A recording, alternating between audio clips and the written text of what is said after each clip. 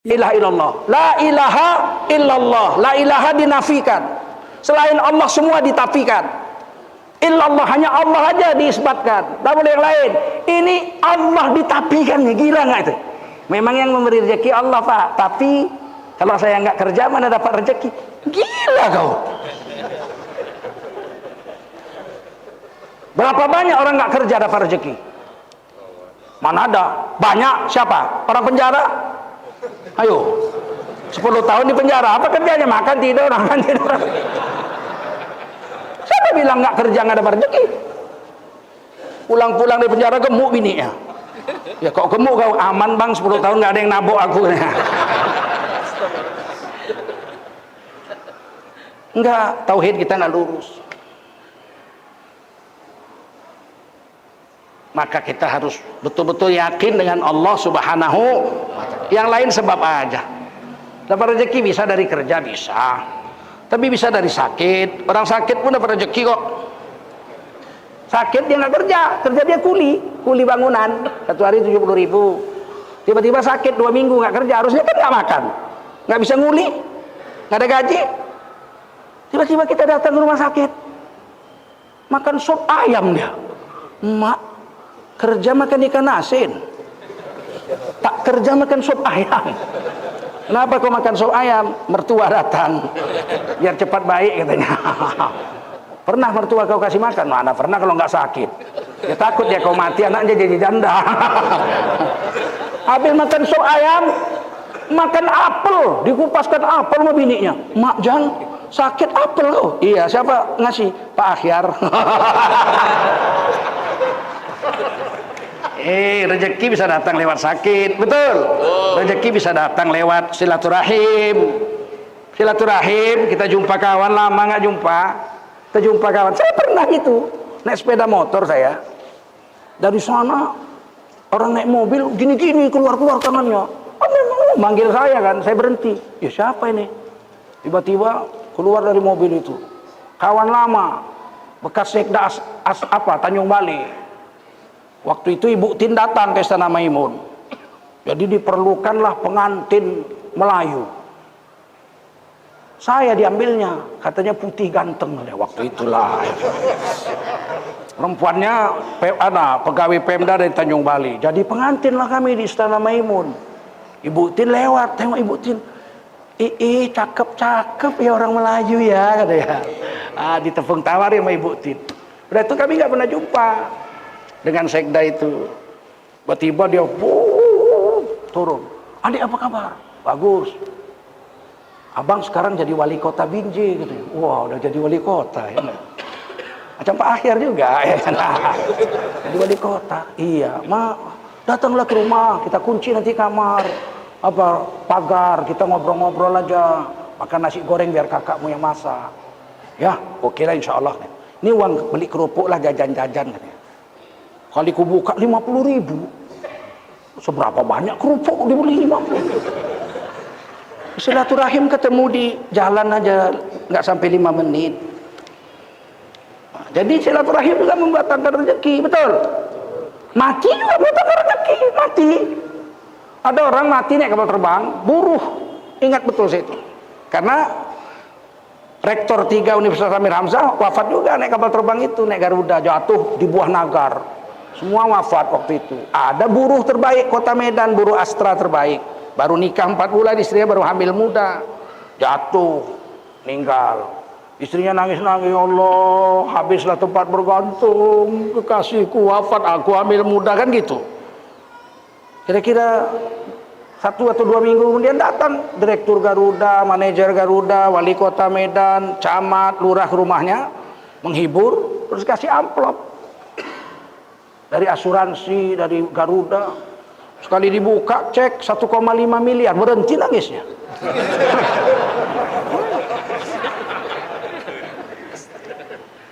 Musibah juga mendatangkan musibah juga mendatangkan banyak. Jadi yakin sama Allah aja. Usaha dibuat, tapi usaha bukan hanya kerja. Usaha itu bisa dengan zikir, baca Quran, silaturahim, betul nggak? Betul. Musibah, sakit, itu semua mendatangkan dakwah, mendatangkan rezeki.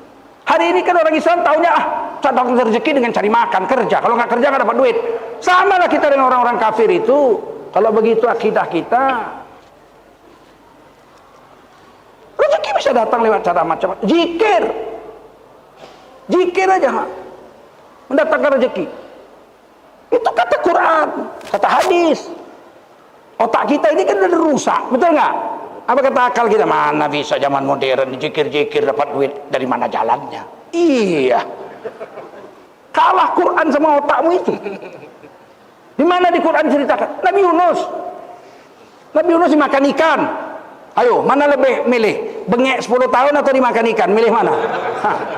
Mana lebih dahsyat? Bengek 10 tahun atau dimakan ikan? Dimakan ikan. Nabi Yunus dimakan ikan.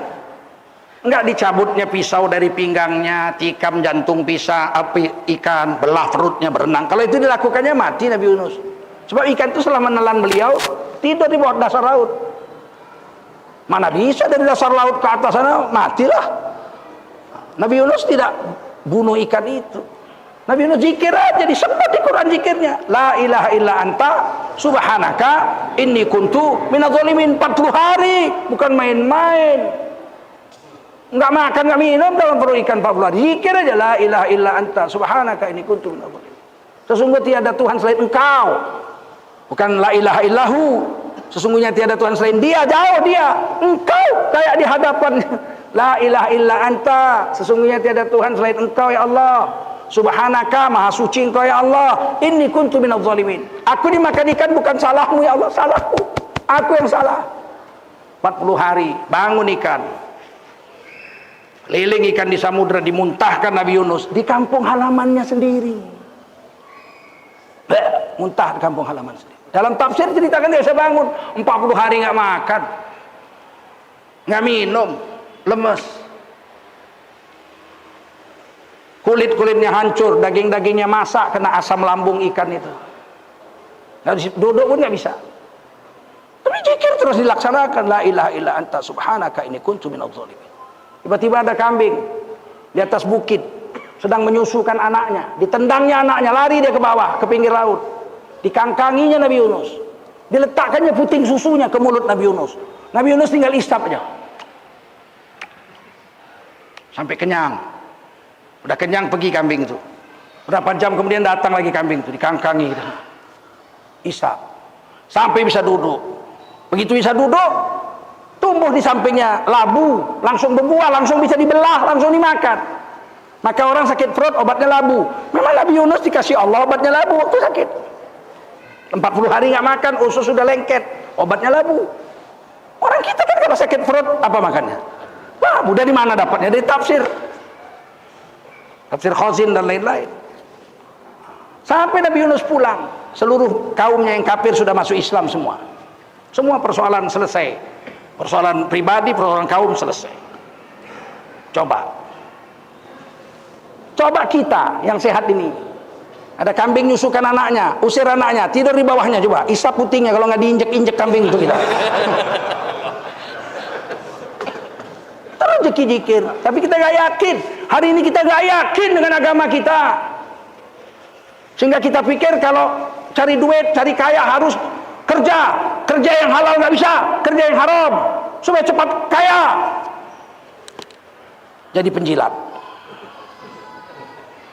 Kami ini kalau jadi penjilat sudah lama jadi komisaris, ya betul nggak? Jadi komisaris, maaflah dulu Wak, ya nggak? Betul, maaflah dulu Wak, harga diri, ya nggak?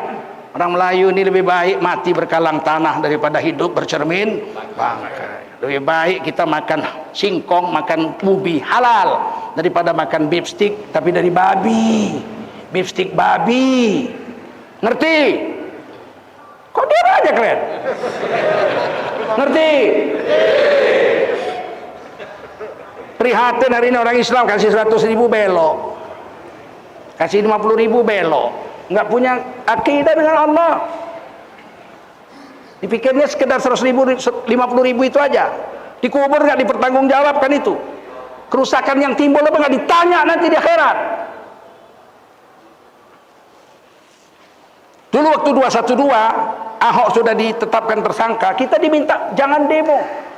Udah kan Ahok dari tetapkan tersangka, udahlah, nggak usah demo, umumkan aja 212 dibatalkan. 1 triliun ditawari tuh.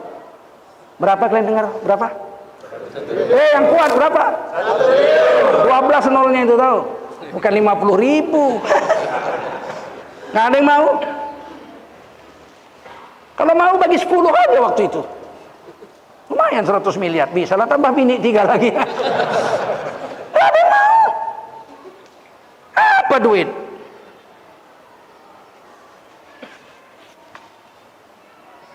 Orang nggak kerja aja makan kok ditanggung Allah rezekinya, betul? Orang dalam perut ikan aja makan kok, kambing menyusukan putingnya, betul? Jadi kenapa kita nggak yakin dengan Allah?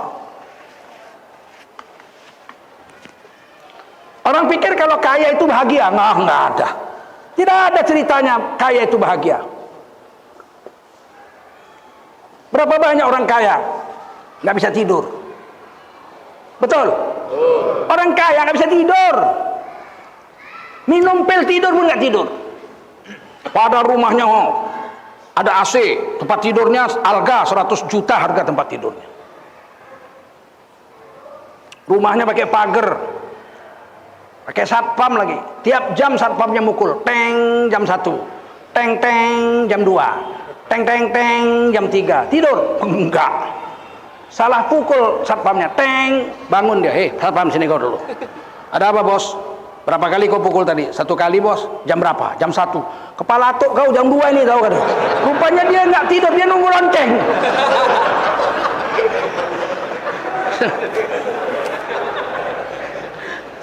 Kirain kaya tuh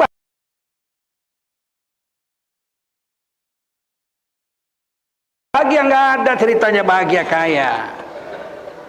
Nggak tidur banyak orang kaya, betul? Malah orang miskin tidur nyenyak. Habis ndayung sampan dia cari ikan, dapatlah sekepiting, 2 kilonya dapatnya. Taruhkannya diikatnya sampannya, duduk dia di bawah pohon.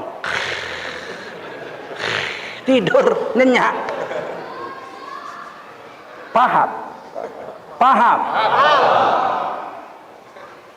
Waktu saya pindah ke Jakarta 22 tahun yang lalu, Jakarta belum terlalu ramai waktu itu. Lewat dari depan sana mobil. Wah, ini mobil kaya nih, Range Rover. Di atas 1 miliar. Ini pasti lagi bahagia ini orang kaya. Saya lihat. Bahagia? Enggak, lagi marah-marahi supirnya. Dalam hati saya, orang kaya nggak bahagia. Lewat Mercy. Oh, wah ini mahal nih. Pasti lagi bahagia ini. Saya lihat apa? Lagi nanduk-nanduk kepalanya. Susah dia. Lewat bus kota merah itu, tempat duduknya pun plastik, nggak ada kipas anginnya, namanya Metro Mini. Lewat, saya lihat dari depan sampai belakang tidur semua.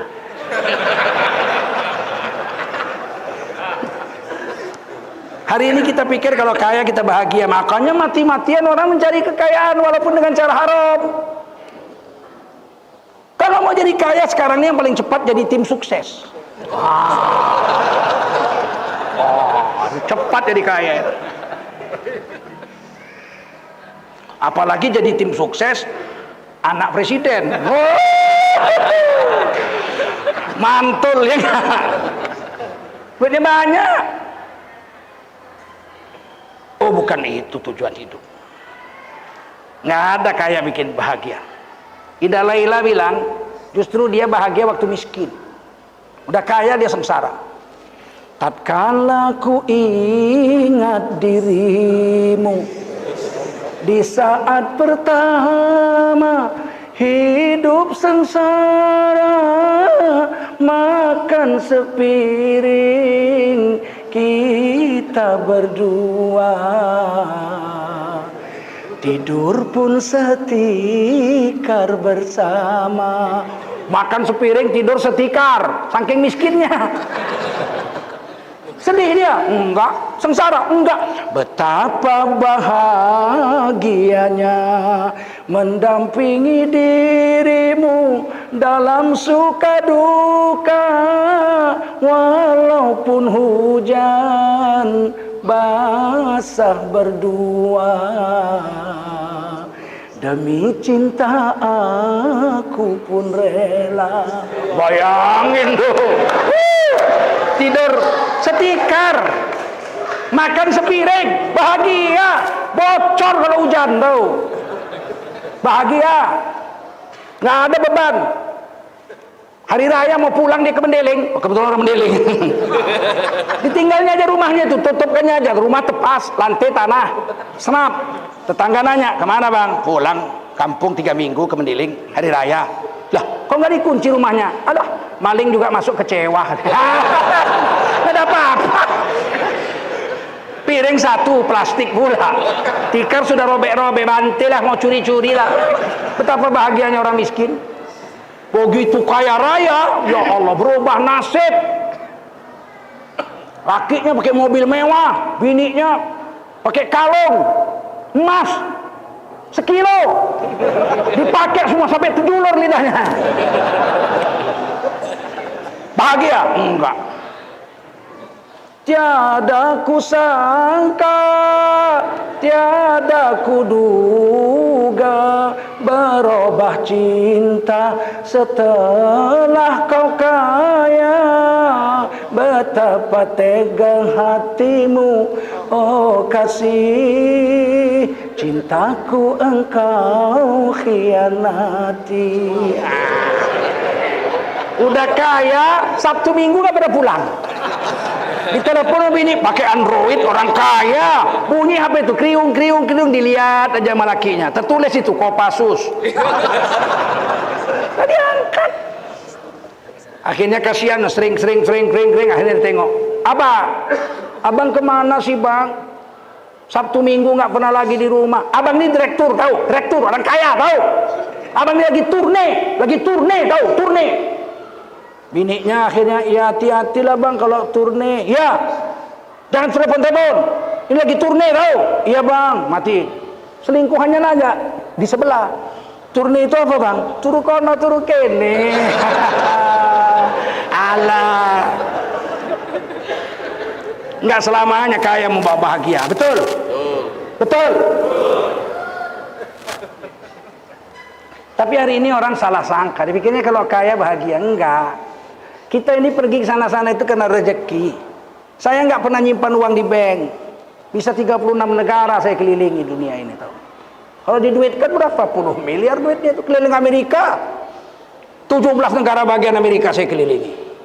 Kalau pakai duit berapa banyak itu? Ke Kanada, ke Cina, ke Jepang, ke Eropa, kemana-mana saya pergi. Nggak ada tabungan saya di bank. Karena untuk memperjalankan Allah Subhanahu wa taala punya memberi rezeki, betul? Jadi rezeki bukan mesti punya duit banyak. Naik haji 10 kali saya nggak pernah sekalipun pakai uang negara, walaupun saya wakil sekjen MUI 10 tahun. Punya hak untuk naik haji pakai uang negara, nggak pernah saya pakai itu. Karena kita yakin Allah Subhanahu wa taala memberi dengan cara apa itu urusan Allah, bukan urusan kita. Dan rezeki itu bukan mesti duit. Berapa banyak orang punya duit, rezekinya sedikit. Ada orang duitnya 100 miliar, duit semua nggak campur daun, kaya apa nggak? Bininya 4, rumahnya 10, mobilnya 10, kaya apa nggak? Tapi rezekinya sedikit. Ditakdir Allah, rezekinya sedikit. Kena sakit stroke, bengkok gini. Mobil 10, yang naik pembantunya sama supirnya. Dia naik kursi roda. Biar tahu klien. Nampak sama klien itu? Oh, nampak. Kaya, rezeki banyak. Enggak. Pagi-pagi datang pembantunya, Wagiem namanya. Selamat pagi tuan. Pagi ya. Sehat tuan. Beginilah ya bengkok. Ya, saya tuan. Pagi ini saya kepingin makan sup buntut ya. Sup buntut tuan. Langsung jiun tuan. Kalau makan sup buntut langsung jiun. Jiun itu apa? Innalillahi wa inna ilaihi raji'un. Jadi nggak boleh. Kalau gitu saya makan sup kepiting. Sup kepiting kolesterol tinggi langsung game over. Mulai nangis. Kalau gitu saya makan kolak pisang yang manis saja ya. Mana bisa tuan diabetes kok. Diabetes makan gula. Langsung pecah lagi. Kalau gitu aku makan ikan asin aja ya, kayak orang miskin. Nggak bisa tuan, ikan asin, tuan darah tinggi. Alangkah sialnya, duit 100 miliar. Terserahlah yang saya nyerah aja. Oh, saya sudah belajar sama dokter gizi, makanan sehat untuk orang stroke. Setengah jam jadi. Ini dia makanan untuk orang stroke. Bubur pakai rebus bayam, nggak pakai garam, di blender. Persis muntah kucing. Dia penengoknya mencong mulutnya.